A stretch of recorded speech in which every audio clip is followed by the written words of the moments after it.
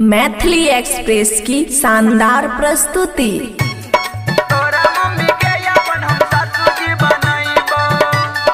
DJ Sumit Satish रईमा, खुशी recording studio बलुआहा। कितनो फुसल भी नए बात में आईबो, कितनो फुसल भी नए बात में आईबो। कंखी किया मम्मी जाके मम्मी के बताईबो, कंखी किया मरली जाके मम्मी के बताईबो। बात मान फुलझड़ी के सैया हम लगबो, बात मान फुलझड़ी के सैया हम लगबो। गे तोरा मम्मी के अपन हम सासू जी बनाईबो, गे तोरा मम्मी के अपन हम सासू जी बनाईबो।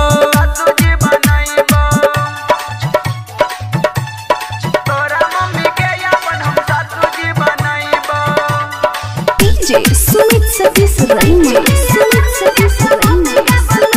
Mix by Aman Akhil. जहाँ जहाँ जाछिए छोरा तू जाछी संग रे। हाँ कदम हमर अपने आप तोरा पीछा भागे गे, तोरा लिए दिल में हमरा प्यार खूब जागे गे।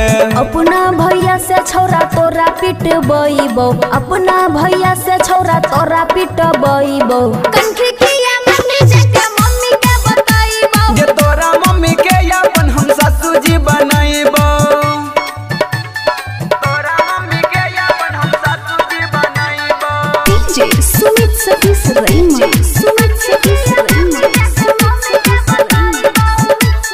राइटर सुमित साजनपुर तो न इच्छा।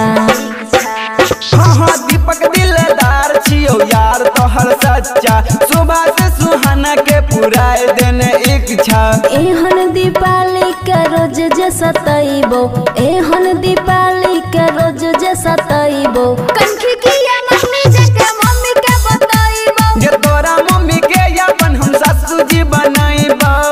कितनो फुसल भी नए बात में आईबो, कितनो फुसल भी नए रे बात में आईबो। कंखी किया मम्मी जाके मम्मी के बताईबो, गे तोरा मम्मी के अपन हम सासू जी बनाईबो। एक बेर आजमा के देख ले। खुशी रिकॉर्डिंग स्टूडियो बलुआहा।